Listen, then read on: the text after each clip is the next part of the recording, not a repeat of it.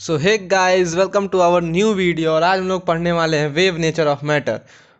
इसके प्रीवियस हम लोगों ने पढ़ा photo electric effect. Photo electric effect में लाइट हम लोग को दो प्रॉपर्टी शो करती है, एक वेव की नेचर और एक लाइट की पार्टिकल की नेचर। तो वेव की नेचर में हम लोगों ने इंटरफेरेंस पढ़ा, डिफ्रैक्शन पढ़ा, पोलराइजेशन पढ़ा। एंड उसके बाद हम लोग पार्टिकल की प्रॉपर्टी में फोटो इलेक्ट्रिक इफेक्ट पढ़ा और कुछ सिलेबस के बाहर के इफेक्ट्स जैसे कॉम्पटन इफेक्ट हुआ या फिर ब्लैक बॉडी रेडिएशन हुआ। ये सब पार्टिकल की प्रॉपर्टी है। लाइट अपनी पार्टिकल प्रॉपर्टी में ये सब शो करती है। बट मैटर मैटर भी दो प्रॉपर्टी शो कर सकता है, एक वेव की और दूसरी पार्टिकल की। तो मैटर तो पार्टिकल, आप लोगों को पता ही है कि कोई भी मैटर पार्टिकल होता है। आप खुद भी एक पार्टिकल हैं या पार्टिकल्स से बने हुए हैं। लेकिन अगर आप वेव बनना चाहें तो आप वेव भी बन सकते हैं, आप एक वेव भी हैं। So matter has both property, particle nature as well as wave nature. ठीक है, तो हम लोगों ने पढ़ने जाना, तो इसके लिए सबसे पहली जो चीज़ बात कही थी वो कही थी सर डी ब्रॉगली ने एक स्टेटमेंट दिया था। तो ये अपनी पीएचडी कर रहे थे, डॉक्टरेट की डिग्री कर रहे थे। तो उस डॉक्टरेट की डिग्री में इनको एक थेसिस लिखने को आया कि इनको एक थेसिस लिखनी है। तो इन्होंने एक बहुत ही बोल्ड थेसिस लिखी, बहुत ही बोल्ड हाइपोथेसिस दी अपनी कि nature has symmetry.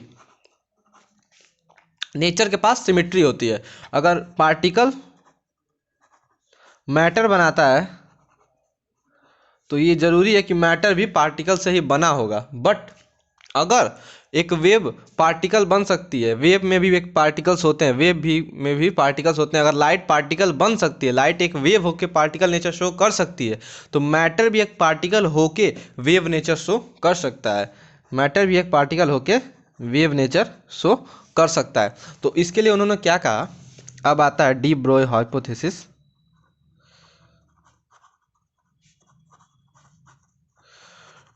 D Broglie hypothesis. तो डी ब्रोय हाइपोथेसिस में उन्होंने क्या कहा कि every moving particle has a wave associated with it. हर एक मूविंग पार्टिकल के साथ एक वेव एसोसिएट होती है। हर मूविंग पार्टिकल के साथ एक वेव एसोसिएट होती है। अब इन्होंने ऐसा क्यों कहा? इन्होंने ऐसा एक प्रूफमेंट भी दिया अपना कि अगर कोई बॉडी m मास की है और अगर वो v वेलोसिटी से चल रही है तो वो वेव बन जाएगी। अगर वो v वेलोसिटी से चल रही है तो वेव बन जाएगी। अब उसका प्रूफमेंट इन्होंने कैसे दिया? p is equal to M V होता है, momentum is equal to mass into velocity. और इसके प्रीवियस हम लोगों ने फोटो इलेक्ट्रिक इफेक्ट में पढ़ा था, आइंस्टीन ने जो दिया था कि lambda is equal to H by P. Lambda is equal to H by P where H is Planck constant. अरे उन्होंने क्या कहा था कि मोमेंटम ऑफ पार्टिकल बराबर होता है प्लांक कांस्टेंट अपॉन लैम्डा के। प्लांक कांस्टेंट अपॉन लैम्डा के। सो हम लोगों ने लैम्डा को यहाँ भेज दिया एंड पार्टिकल पी को यहाँ लेते हैं। सो प्लांक कांस्टेंट, एंड पिछले वीडियो जिसने देखी होगी उसको प्लांक कांस्टेंट की वैल्यू मालूम होगी कि h is equal to 6.626 into 10⁻34 joule second. ठीक है, मालूम है। और p आपका मोमेंटम ऑफ पार्टिकल है mv। ठीक, p आपके मोमेंटम ऑफ पार्टिकल है। तो अगर उस चीज़ के पास वेवलेंथ आ गई तो हम लोग कहेंगे कि वो वेव है, क्योंकि वेवलेंथ किसके पास होती है? वेव के पास। अब इन्होंने कहा कि अगर कोई पार्टिकल v वेलोसिटी से चलना स्टार्ट कर दे तो वो वेव बन जाएगा। बट ऐसा हम लोग के साथ क्यों नहीं होता है? क्योंकि हम लोग की जो स्पीड होती है वो मीटर पर पहुंच जाएगी, तो मीटर पर सेकेंड में। और यहाँ किसकी बात हो रही है? किलोमीटर पर सेकेंड, वो भी 10 की पावर्स में बात हो रही है, 10 की पावर्स में। जैसे कि हम सभी जानते हैं कि इलेक्ट्रॉन एक पार्टिकल है, स्मॉलेस्ट पार्टिकल है। तो इलेक्ट्रॉन जो है वो स्मॉलेस्ट पार्टिकल है। एंड थोड़ी बहुत केमिस्ट्री के अनुसार इलेक्ट्रॉन का मास कितना होता है 9.1 इंटू 10⁻³ kg। वेलोसिटी कितनी होती है इलेक्ट्रॉन की 10⁶ मीटर पर सेकेंड। सो अब हम लोग इसका लैम्डा निकाल सकते हैं H अपॉन P। H है आपका 6.626 इंटू 10⁻³ अपॉन 9.1 इंटू 10⁻³ इंटू 10⁶। तो लैम्डा करीब करीब आ जाएगा आपका 7.33 into 10⁻10। Lambda is equal to 7.33 angstroms. आ गया ना। इलेक्ट्रॉन हम लोग को आज तक पता था कि इलेक्ट्रॉन पार्टिकल से बना है, मतलब इलेक्ट्रॉन एक पार्टिकल है, स्मॉलेस्ट पार्टिकल है, स्मॉलेस्ट यूनिट है, फंडामेंटल है, फंडामेंटल पार्टिकल है। बट इलेक्ट्रॉन अगर अपनी वेलोसिटी से चलता है तो वो एक वेव बन जाता है। और इसके आगे आते आते बहुत लोगों ने इसको डिराइव किया, जैसे अभी इसके बाद है डेविसन एंड जर्मर एक्सपेरिमेंट, तो उन्होंने इलेक्ट्रॉन को ही लिया था पार्टिकल प्रूफ करने के लिए। एंड उसके बाद स्क्रॉडिंगर आए, तो स्क्रॉडिंगर ने पूरी इलेक्ट्रॉन की एक वेव इक्वेशन ही दे दी थी। सो स्टडीज़ के बाद मालूम चला कि हर पार्टिकल में एक वेव एसोसिएट होती है। अब हम लोग इस फार्मूले को कई टर्म्स में देखेंगे। कई टर्म्स का मतलब कि और पार्टिकल है तो वो वेलोसिटी के साथ जा रहा है, तो हम लोग को क्वेश्चंस में काइनेटिक एनर्जी भी दे सकता है कि काइनेटिक एनर्जी इतना है तो इसकी इक्वेशन बताओ, क्या नाम है, वेवलेंथ बताओ, तो अभी हम जान सकते हैं। या फिर हम लोग यहाँ इलेक्ट्रॉन प्रोटॉन की बात करेंगे या फिर पॉजिट्रॉन की बात करेंगे, तो वो सब एक्सेलरेटेड पार्टिकल हैं या फिर इस एक्सेलरेटेड पोटेंशियल के साथ जाते हैं। पोटेंशियल एनर्जी के टर्म्स में भी कुछ हो सकता है, इलेक्ट्रोस्टैटिक पोटेंशियल के रूप में, तो भी हम लोग डिस्कस करते हैं। तो चलिए सबसे पहले हम लोग इसका देखते हैं case 1 in terms of kinetic energy. Case 1 in terms of kinetic energy. ठीक, तो काइनेटिक एनर्जी क्या होती है, हाफ mv²।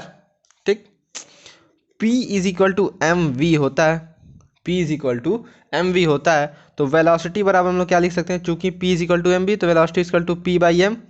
सो kinetic energy half m into v², P²/m², m से m कट जाएगा, काइनेटिक एनर्जी आ जाएगी आपकी P²/2m। P²/2m हो गई काइनेटिक एनर्जी, तो P²/2m हो जाएगी आपकी काइनेटिक एनर्जी। फिर हम क्या लिख सकते हैं, P² is equal to 2m के ई काइनेटिक एनर्जी। ठीक है, तो P is equal to √2m के ई। अब हम लोग जानते हैं कि लैम्डा क्या होता है, so lambda is equal to h/p होता है। तो लैम्डा इज इक्वल टू क्या हो जाएगा, h/√2m के ई। ये हो गया इन टर्म्स ऑफ काइनेटिक एनर्जी। यहाँ से दोस्तों बहुत क्वेश्चंस बनाए जाते हैं। आपको चार्ज का मास दे देगा, आपको उसकी वेलोसिटी बता देगा और आपसे कहेगा कि उसकी वेवलेंथ बताइए, तो आप लोग यहाँ से बता सकते हैं। या फिर उसकी काइनेटिक एनर्जी दे देगी कि इतनी काइनेटिक एनर्जी से वो फ्लो कर रहा है, तो आप उसका वेवलेंथ बताइए। और केस सेकंड क्या आता है, केस सेकंड आता है in terms of accelerated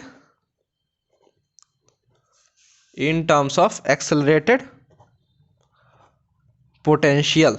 in terms of accelerated potential, तो अगर कोई चार्ज Q है और वो lower potential to higher potential move कर रहा है इन वेलोसिटी v, तो हम लोग क्या कहते हैं, वर्क डन क्या होता है, वर्क डन इलेक्ट्रोस्टैटिक फोर्स में Q इंटू डेल्टा वी होता है।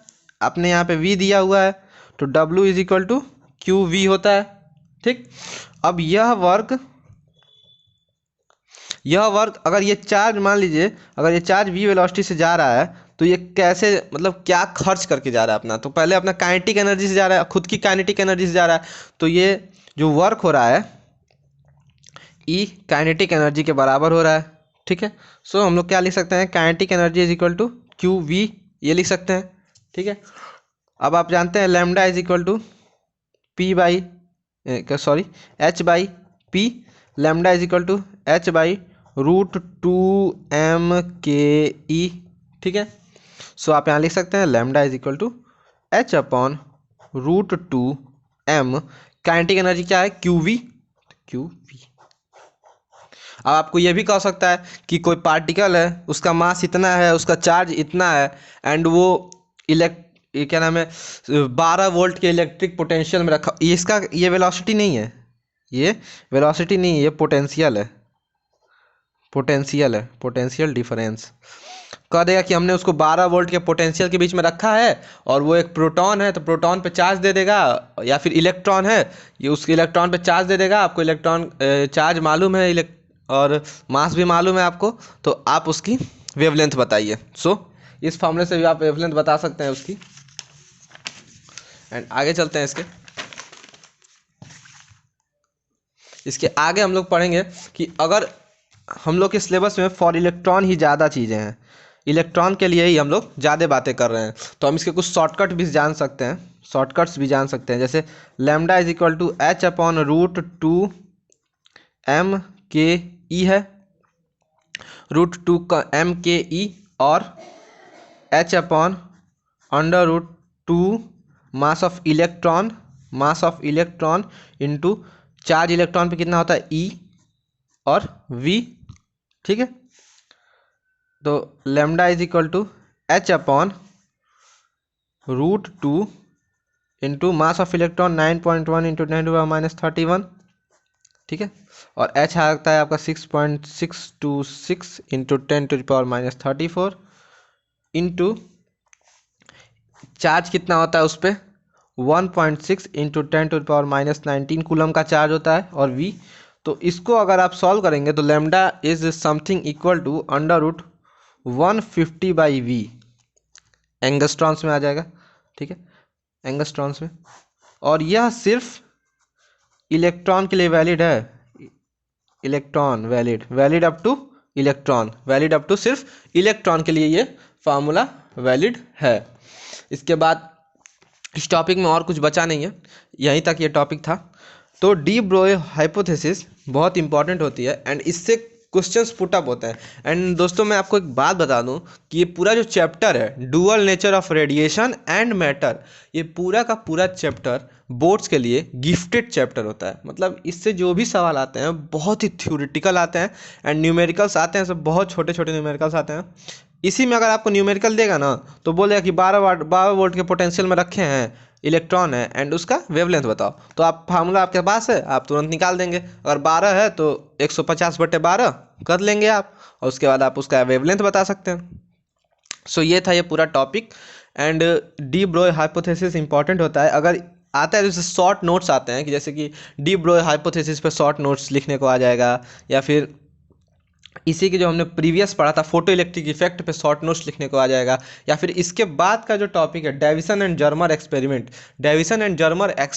पे भी कुछ आ सकता है, आ जाएगा। Davisson and Germer 3 number 4 number में डेविसन एंड जर्मर एक्सपेरिमेंट का विथ डायग्राम एक्सप्लेनेशन दीजिए, तो वो भी आप बता सकते हैं। एंड इसके बाद आप इसके न्यूमेरिकल्स को ट्राई कीजिए, छोटे छोटे न्यूमेरिकल्स होते हैं।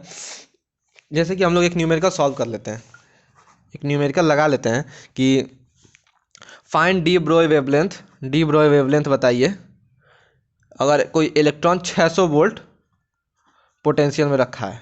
ठीक है, delta V equal to 600 volt, lambda is something equal to √150।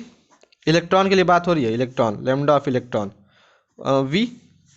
ठीक है, lambda of electron is equal to √150/600, 4 lambda of electron 1/2